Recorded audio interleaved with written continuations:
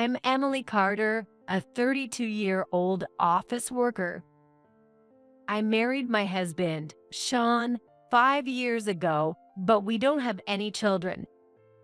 Currently, I'm a part-time homemaker, striving daily to balance work and household chores. Lately, Sean has been making excuses like I'm busy with work and spending less time at home. Sean, you seem busy with work lately. Will you be home late again today? Yeah, I've got a lot on my plate with a new project. Even when Sean is home, he seems to be frequently messaging someone. Sean, who are you messaging? It's just a coworker. Nothing to worry about. I've been feeling uneasy these days. I have a sister named Mary. Mary is 29 years old, a stay-at-home mom, and has a 5-year-old son named Harold. She seemed happy when she first got married, but recently she's been neglecting housework and childcare and going out more often. Mary's husband, John, is an engineer and has a busy daily schedule, so it took him a while to notice his wife's behavior. John also started feeling uneasy about Mary's actions, and he was becoming more isolated within her home. I understand that being a stay-at-home mom is tough, but it's concerning that she's neglecting housework and childcare and going out all the time. I decided to talk to Mary about it. Mary, why have you been leaving the house so much lately? I heard Harold is left alone a lot. He's only 5 years old.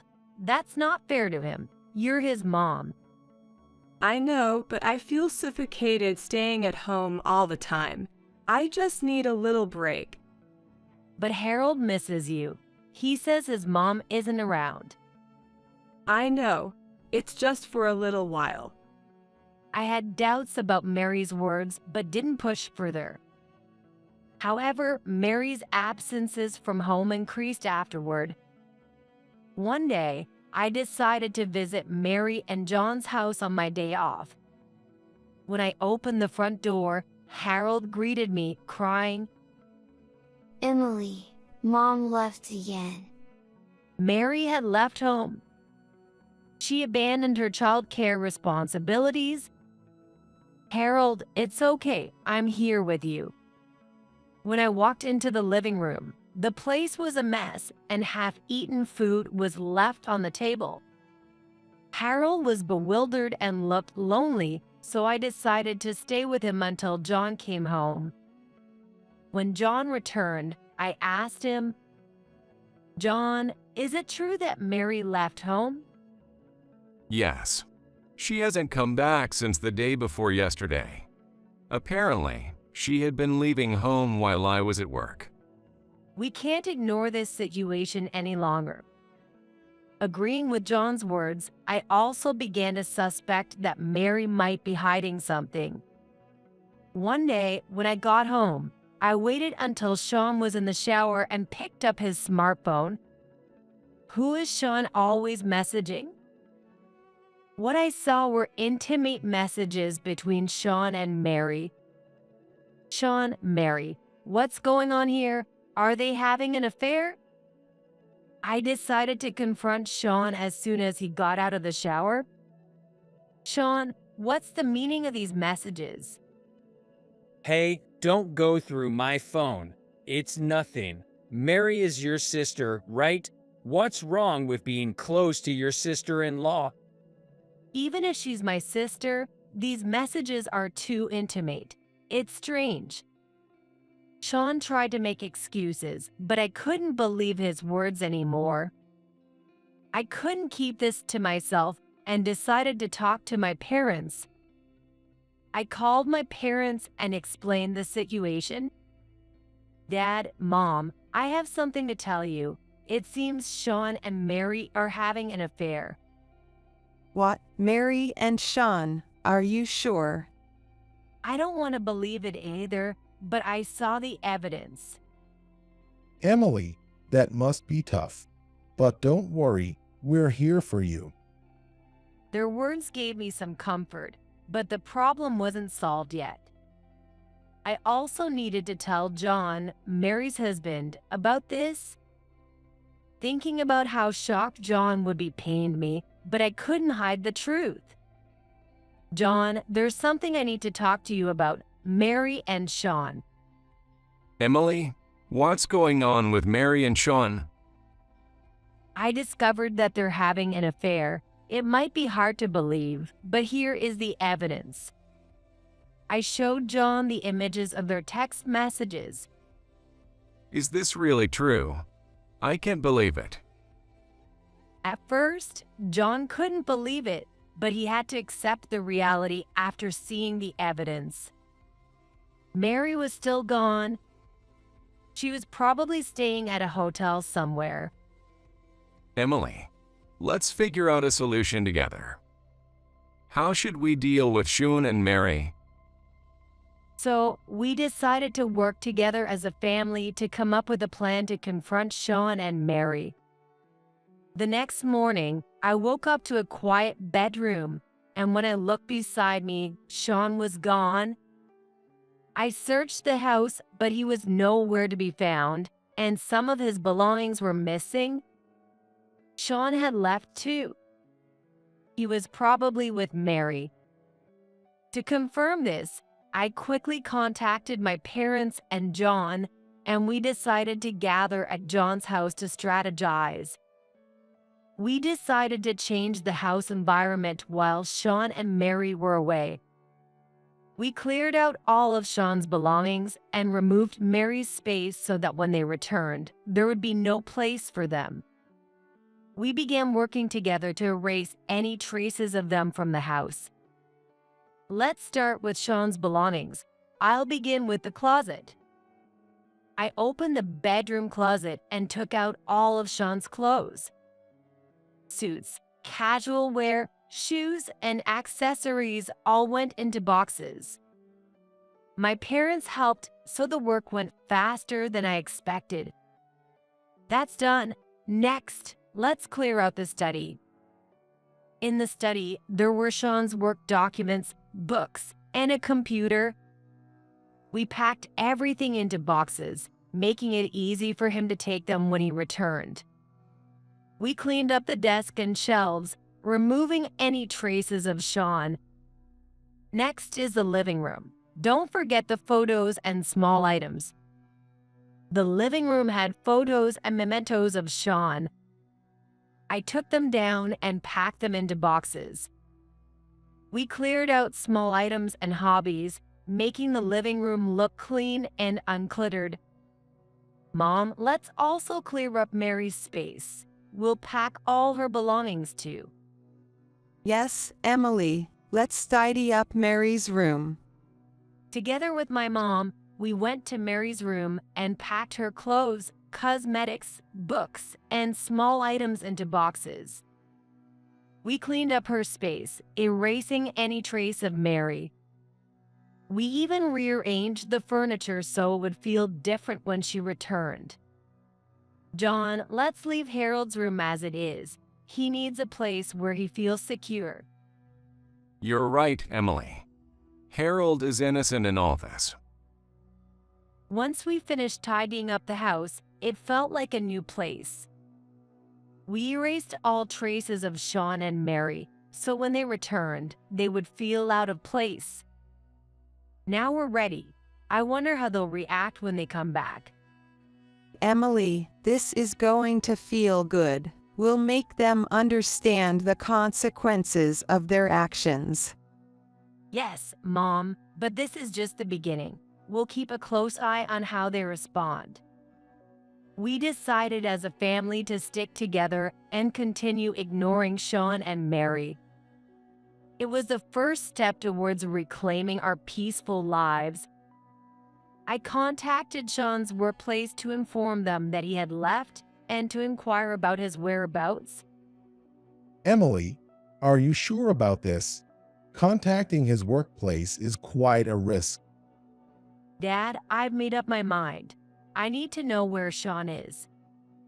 I called Sean's boss, told him that Sean had left home, and asked about his whereabouts. The boss was surprised but listened to me seriously. Sean has gone missing. I see. Sean has taken some time off. I don't know his exact location, but he mentioned taking a vacation. I understand. I'm sorry for any inconvenience. Please let me know if you hear anything. Although I didn't get specific information about Sean's location, I was somewhat relieved to know that he was on leave and not missing from work without notice. Emily, at least now we have some idea of Sean's movements, but we still need to find out exactly where he is. Yes, Mom, we need to find out where Sean and Mary are. That evening, I finally discovered where Sean and Mary were staying. A friend had seen them at a nearby hotel. Thanks to this crucial information, their whereabouts were finally revealed. Dad, Mom, John, I found out where Sean and Mary are staying. They're at a nearby hotel. I see. Finally, Emily. Now we can move to the next step. What's your plan? First, we'll continue ignoring them. We'll act as if they don't exist. Let's see how confused they get. That night, I mentally planned the next steps. We decided to continue ignoring Sean and Mary as a family. The next day, I went to work and tried to carry on with my daily routine. Even though Sean and Mary might return from the hotel, I made sure to act as usual. Our family was united in treating Sean and Mary as if they didn't exist. On the weekend evening, Sean came home. I heard the front door open, and my parents and I calmly faced the moment. I'm home. But I ignored Sean and acted as if nothing had happened. Sean was surprised and confused to see the house completely changed. What is this? All my stuff is gone. When Sean entered the living room, he was even more shocked. Emily, what is going on? All my things are gone. I continued eating my dinner calmly, ignoring Sean's words. My parents also ignored him and continued eating. Emily, listen to me. Meanwhile, Mary returned to John's house. When she opened the front door, she saw John and Harold watching TV in the living room. Mary stood there, shocked and confused. I'm home. However, John and Harold ignored her and continued watching the TV as if nothing had happened. John seemed to enjoy his time with Harold, completely ignoring Mary. Harold, too, focused on the TV with a blank expression. John, why is this happening? All my stuff is gone. John and Harold continued watching the TV, chatting happily without paying any attention to Mary's return.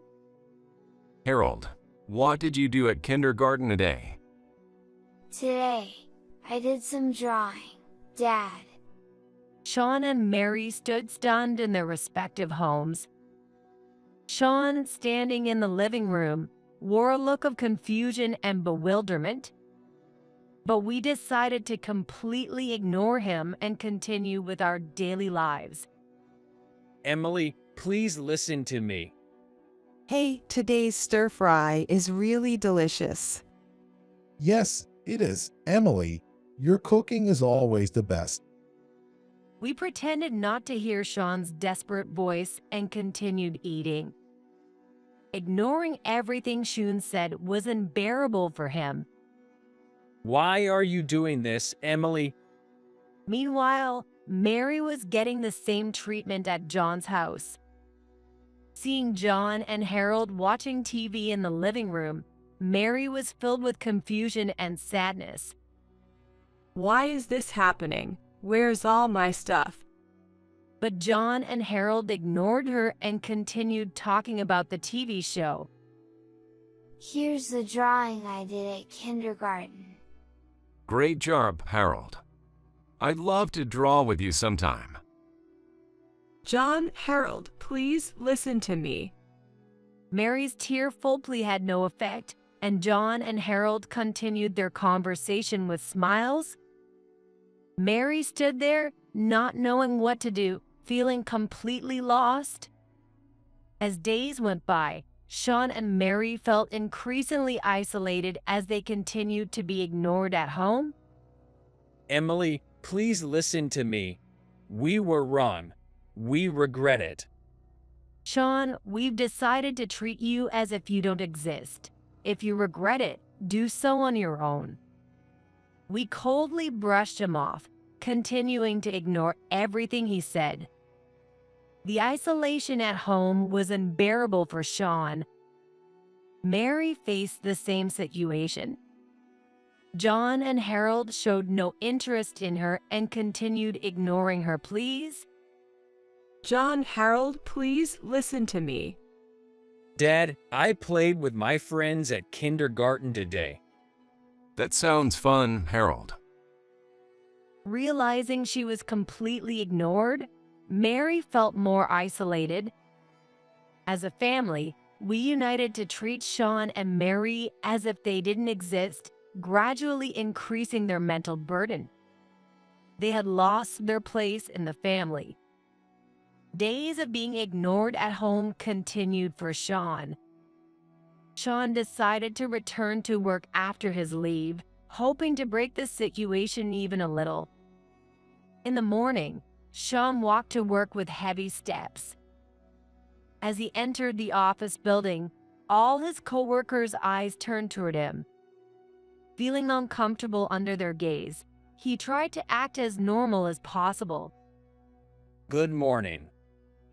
Morning, Sean. Haven't seen you around lately. What's up? Just some family issues. His coworkers looked at him with a mix of understanding and something else, which made Sean uneasy as he walked to his desk. As he worked through the morning, his boss called him in. Sean, I need to talk to you. Yes, what is it? Entering his boss's office, the door closed behind them, creating a private space. Sean, what's going on? I got a call from your wife saying you left home. Sean's face showed surprise and confusion. No, that's not true. It's just some family problems. Really? There's a lot of talk about you here at the office. Family issues affecting work are a problem. I'm really sorry. I'll resolve it right away. His boss gave Sean a cold stare and continued. Until your family issues are resolved, it's better if you take some time off and focus on that. We can't have work being affected. But I can't just take time off. In your current state, your work will suffer. Take some time off, resolve your issues, and then come back. Sean couldn't argue with his boss's words and stood there in silence. Understood. I'll take the time off. Leaving his boss's office, Sean felt the eyes of his coworkers on him again as he returned to his desk. He could hear them whispering. Hey, do you think it's true? Seems like it. His wife called in after all. Sounds tough. Trying to endure the whispers, Sean started packing up his desk. A sense of isolation and anxiety swirled within him, pushing him to his mental limits. During lunch break, Sean decided to eat alone. As he looked for a seat in the cafeteria, he saw his coworkers gathered, chatting happily. But as soon as he approached, their laughter stopped, and they fell silent, staring at him. Can I sit here? Sure, go ahead. They awkwardly made room for him, but no one resumed the conversation. Sean ate his lunch in awkward silence and returned to work, but he couldn't focus on anything. In the evening, even after the end of the workday, Sean sat at his desk, just waiting for time to pass. He didn't want to go home, but he also had no place at work. The reality pushed him even further. Sean, go home and rest for today. His boss's cold voice came from behind, and Sean slowly stood up. Yes, understood. Sean left the office with heavy steps, tormented by feelings of loneliness and despair on his way home. Having lost his place both at home and at work, he had no idea what to do next. That night, Sean headed back to the hotel to meet up with Mary. I can't take this anymore. I don't know what to do either, but we have nowhere to go back to. Mary, unable to bear being ignored at home any longer, decided to return to work. Though she had been a stay-at-home mom, she decided to consult her former employer about reinstatement. Mary carefully got ready and headed to the company. When she arrived, she felt the eyes of her former co-workers on her. Mary, long time no see. What brings you here? I have some personal issues and would like to return to work. Her coworkers looked at her with understanding, but also something else in their expressions. Feeling their gazes, Mary headed to the HR department. She requested a meeting with the HR manager, who promptly attended to her. Mary, it's been a while. You want to return to work. What's going on? Nervously, Mary explained her situation. Actually, due to some family issues, I've been away from home for a while, but now I want to work again. I see, but I've heard some rumors. Seems like your family issues are significant. Mary's face showed surprise and confusion. Yes, there are problems at home, but they won't affect my work. However, there's quite a bit of talk about you in the company. Before approving your return, we'll need to look into the situation further. But I really want to work. I understand, but please be aware that this will take some time. The HR manager calmly concluded the conversation, prompting Mary to leave the office. Feeling unsatisfied, Mary left the HR office. As she walked through the company, she overheard the whispers of her former co-workers. Hey, is Mary planning to come back? Not sure, but I've heard she has family problems. Will she be okay? Enduring these words, Mary headed for the exit. With a sense of isolation and anxiety swirling inside her, she decided to go to the cafeteria to try having lunch with her former co-workers. As she looked for a seat in the cafeteria, she saw them gathered and talking happily. But as soon as Mary approached, their laughter stopped, and they fell silent, staring at her. Can I sit here? Sure, go ahead. They awkwardly made room for her, but the conversation did not resume. After finishing her lunch, Mary was called back by the HR manager. Mary, we need to talk. Yes, what is it? Regarding your request to return to work, we've determined that it's not possible under the current circumstances. You should focus on your family issues for now. Mary was shocked. But I want to work. My family issues won't affect my job. I'm sorry, but as a company, we can't take that risk. Please come back once your issues are resolved. With a cold stare from the HR manager, Mary left the office. The looks from her coworkers were painful, and Mary began to feel the mental strain. Having lost her place both at home and at work, Mary had no idea what to do next. That night, Mary headed back to the hotel to meet up with Sean. Sean, I can't take this anymore. What should we do? Mary, I don't know either, but we definitely have nowhere to go back to. They both felt the full weight of the consequences of their actions. That night, I decided to advance our plan with my family. We decided to expose Sean's affair at his workplace to corner him and Mary further. Mom, we're going to take this a step further. I'm going to let Sean's workplace know about the affair. Got it, Emily. We'll support you. So let's do this together. I headed to Sean's workplace. At the reception, I asked to see Sean's boss, and I was soon escorted in. Emily, what brings you here? As Sean's boss welcomed me, I began to speak with determination. I need to talk to you about Sean. You might know he's been taking time off due to family issues, but I want to tell you the details. Details? What kind of issues? I took a deep breath and continued. The truth is, Sean has been having an affair with my sister, Mary. This has caused serious problems at home, and that's why he left. Sean's boss looked shocked and confused. Is that true? Yes, here is the evidence.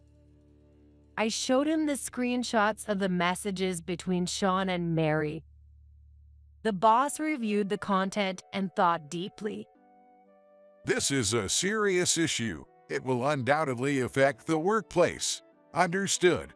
We need to address Sean's actions seriously. Trust within the workplace is crucial.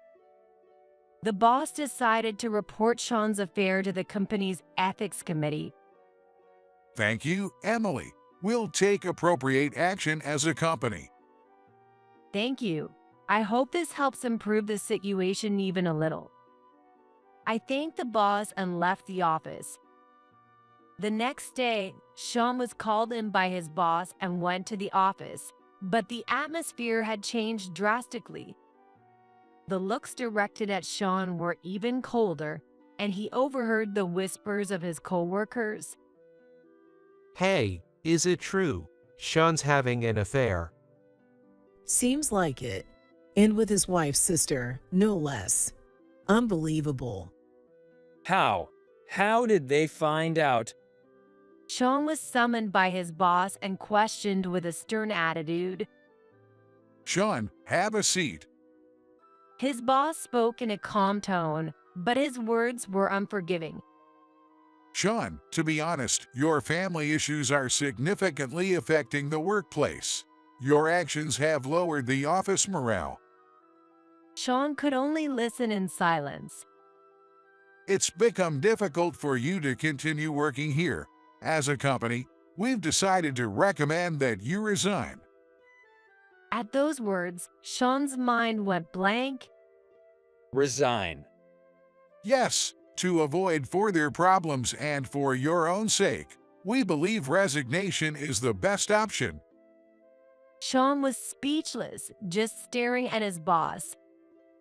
His mind was swirling with the reality that he had lost both his family bonds and his place at work. Understood. I will resign.